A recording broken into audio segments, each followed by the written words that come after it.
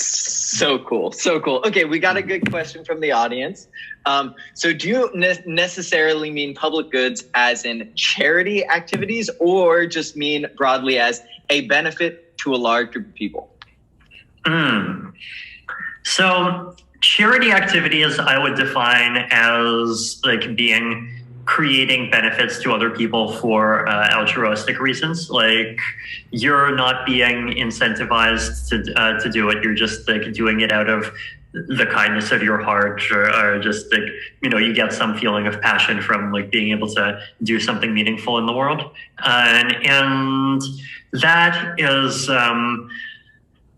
like, and actually, that doesn't even necessarily, like, that doesn't only motivate public goods, right? So, like, for example, holding the door for someone, like, that's a totally private good. Like, it's a service that benefits exactly one person. But at the same time, like, that's an act of kindness. Like, you could even say an act of charity that people do every day. But at the same time, there are also public goods that get produced incidentally. Like, for example, you know, there's like Facebook, they do a whole bunch of centralized stuff, but sometimes they decide that like it's important enough to create tooling for centralized stuff that they create all their own tooling, and then they open source their tooling. And so, you know, I think like React.js got created that way, right? So like basically like they do create public goods as a kind of byproduct of their like generally private good oriented activity. So that's something that happens too.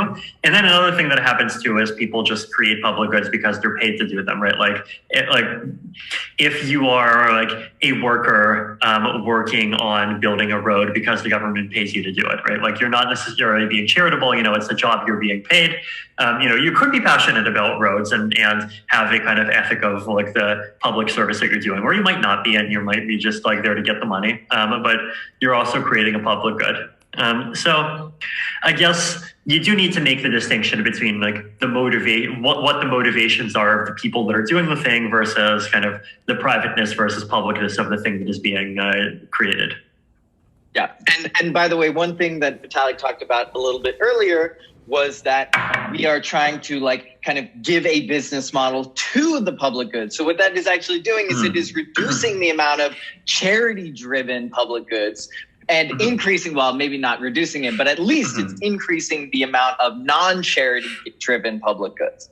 And so this is clearly benefiting all of us, but it is, you know, it's not about charity. It's really, it's really about paying people for the value that they're creating and creating that really virtuous cycle.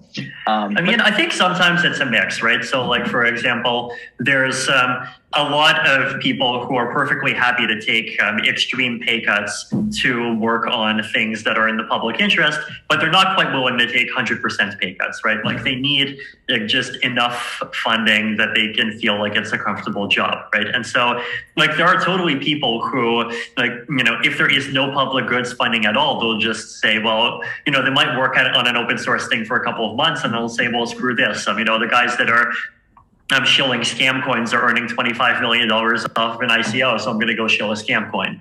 But if you just crank up the public goods funding a little bit, then you know, you can crank it up to the level where like these kind of not infinitely altruistic but still altruistic people like do like or actually end up being empowered to actually and have the opportunity to work on the public goods that they've always been more passionate about doing.